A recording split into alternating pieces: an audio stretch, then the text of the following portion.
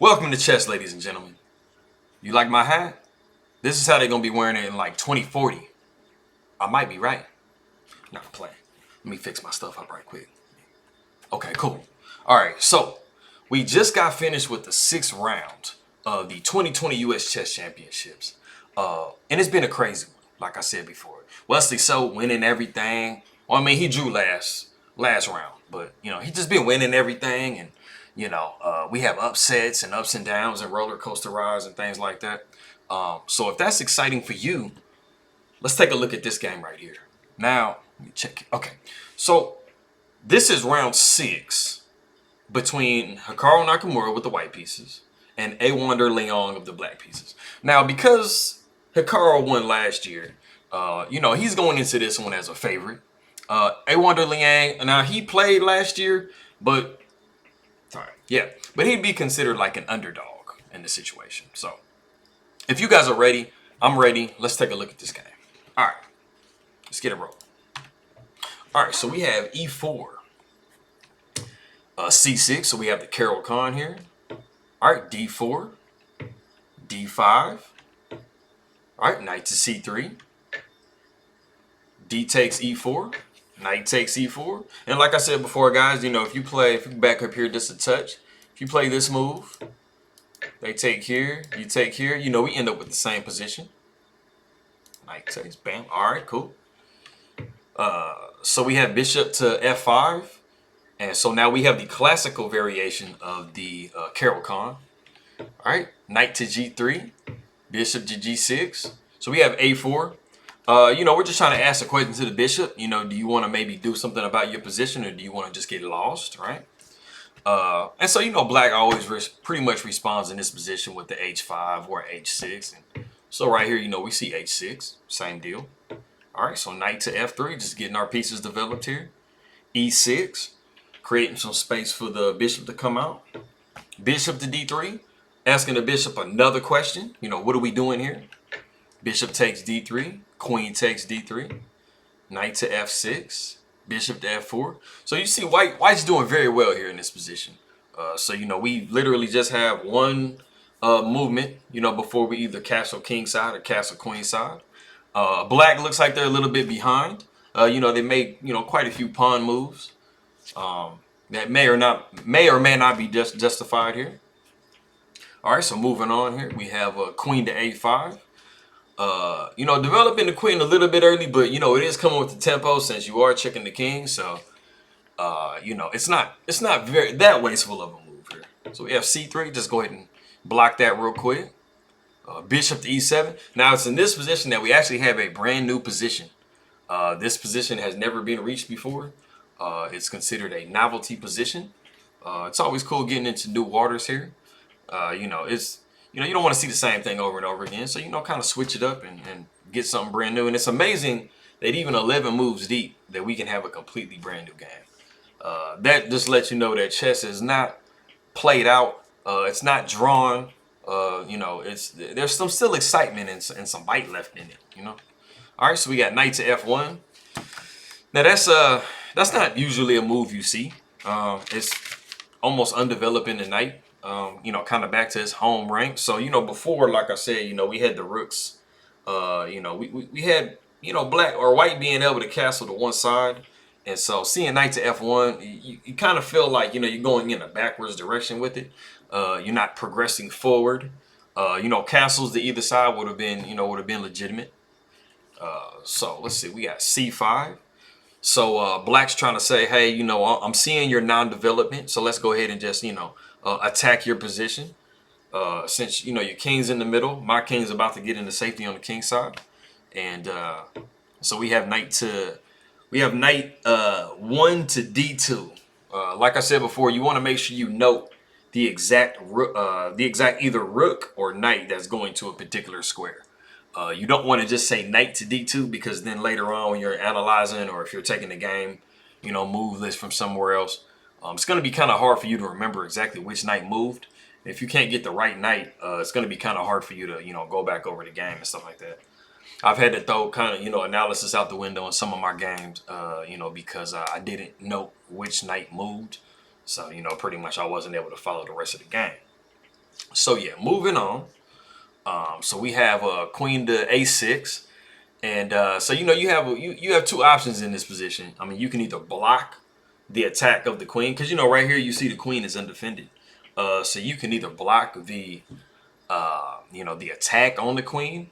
You can move the queen, and so that's pretty much that there. Let's see. So if you guys notice in this position, taking on a6 with the queen is going to actually help the development of that knight on b8. It's going to put it kind of on a weird square, but it's still going to allow it to become developed. And you want to try to stay away from those types of trades that allow your opponent to develop a piece, because it's almost kind of like he's getting a move for free. It's a much different when the piece is already developed and then you're trading it, you're forcing it to move again. But in this particular position, the knight wouldn't have to move a second time. So we have knight to c4, just blocking that threat. And so we have castles. So if you're comparing this position to the position that we had, just a couple of moves before when I was talking about the difference in position between white and black, black has made some pretty legitimate progress. And it basically came because of, all these extra knight moves that white did. And so, all right, so we have g4. Now, so, it kind of looks like in this position that you're kind of giving up a pawn. But, just to go into a side variation real quick, let's say the knight was to take here. You'd have something like rook to g1. Knight would have to go back, and then you'd be able to take here. And so the king is feeling kind of pressured.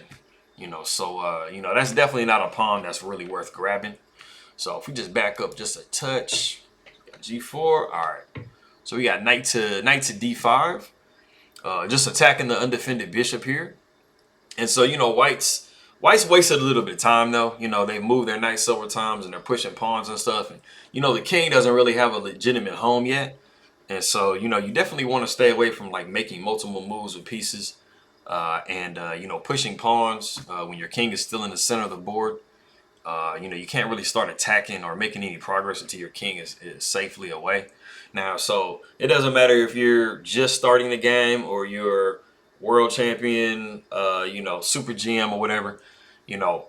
The fundamentals and the rules of chess are going to pretty much be the same, and they're going to be applicable no matter what level you're playing at. So, like I said, whether you're at the bottom or at the very top, you cannot neglect chess fundamentals and the basics, because that is the meat and potatoes of the game of chess here. So we have bishop to e5, trying to keep that bishop essentially placed as possible.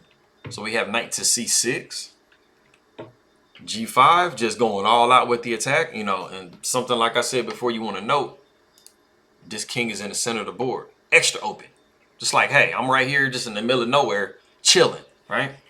So, bam. All right. So this isn't really the point that you want to be attacking. I mean, even a couple of moves before, And so we have h5, just trying to slow the attack down.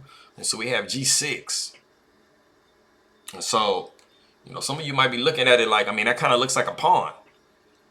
It kind of is a pawn. It's not really like attacking much.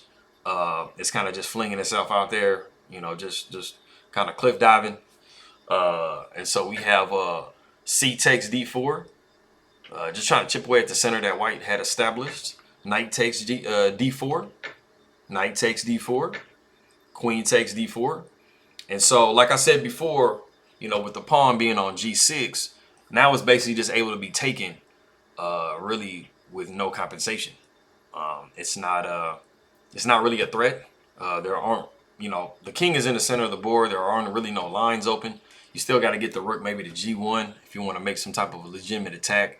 You can also go like f6 or something like that, and just kind of stop the whole progress of white's attack. Forcing the bishop to have to try to go somewhere else.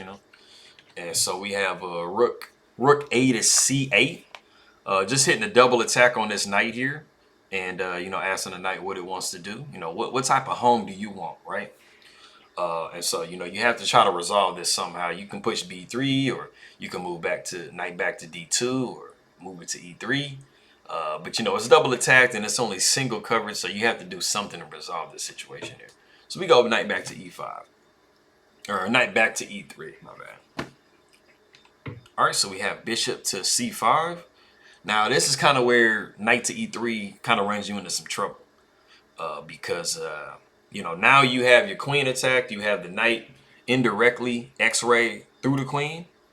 And you have your king in the center. And that's something I've been talking about for probably the past like 7-8 moves.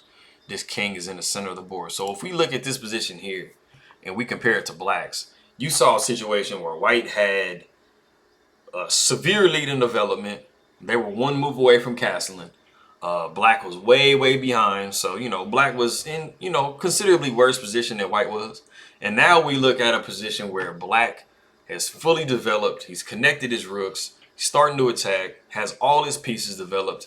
And, you know, the king and these rooks are still in the same exact position that they were so many moves ago. Like I said, guys, chess fundamentals, the basics.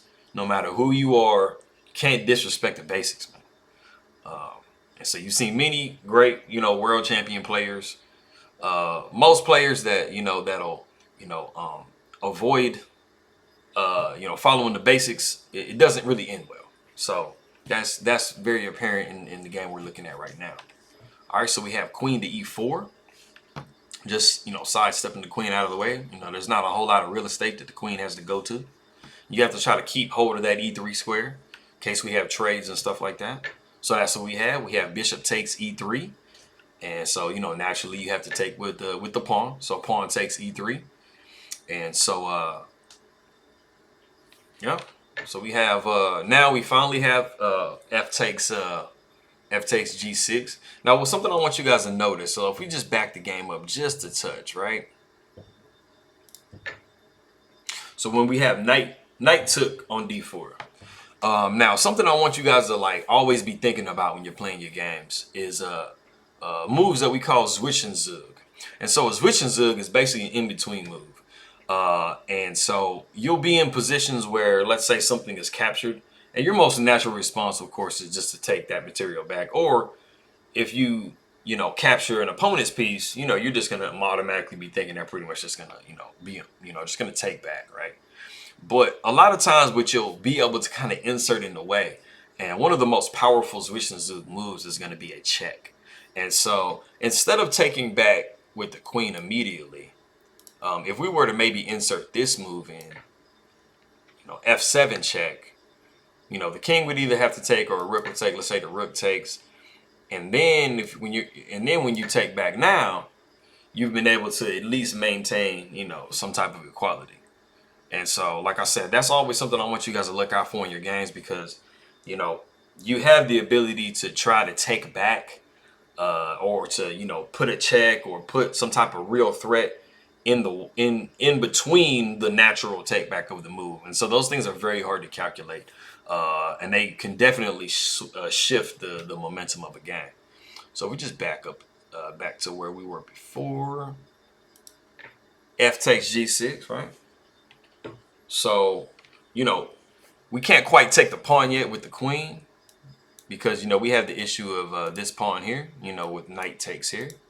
And so, you know, you have to try to resolve that before you go off pawn hunting, right? So, you know, we have bishop to d4,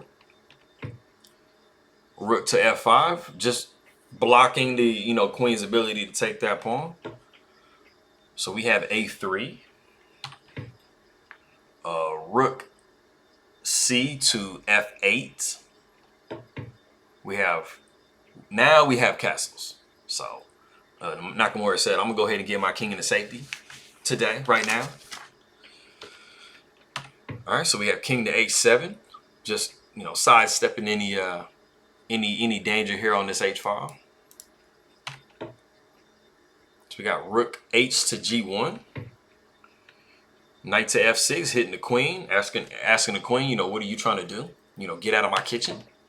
All right, queen to c2. All right, knight to g4. And so if you notice, this knight here is on a light square, and this is a dark square bishop. A lot of times when you'll see these games that I go over, guys, you'll see that when one player has a certain color bishop, you'll see the knight play on the other color complex. Because like I said before, this knight or this, get that here, this bishop doesn't have the ability to ever contest this knight. To try to trade this knight off the board, you'd have to sacrifice a rook. Or, of course the queen, but, we're not going to sacrifice a queen for a knight. Don't do that, guys. Don't sacrifice queens for knights. It's not equal. So yeah, this knight is pretty happy on these light squares, and just has the ability to influence so much of the board in the game. So we have e4, just trying to knock that rook away a little bit. A little nifty move, rook to f1. Noticing that there's a protection on this square because of this queen. So recognizing the protection, Nakamura goes c4, trying to disconnect the protection of these rooks and trying to win a rook real quick. All right, so we retreat rook back to f3. So rook 1 to f3. All right, so we have e5, trying to open up attacks with this queen on the king, seeing what we can try to come up with there. All right, so we have rook to c8, just double attacking this pawn and trying to exploit the fact that this queen is in front of this king. And like I said before, time and time again, guys, you always want to make sure that you're paying attention to your king and your queen being on either the same file, rank, or diagonal. Black doesn't have any bishops, so you don't really have to worry about any diagonal problems, but you definitely have to worry about these file problems or rank problems with these rooks. So you always want to be mindful when you have your king and queen in close proximity or on any diagonal or straight line. There definitely can be some tactics involved in that. All right, so we have c5. All right, rook c to f8, king to b1.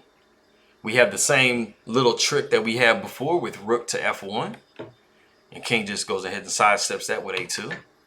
All right, we have rook takes d2 or d1, rook takes d1, and rook to d8.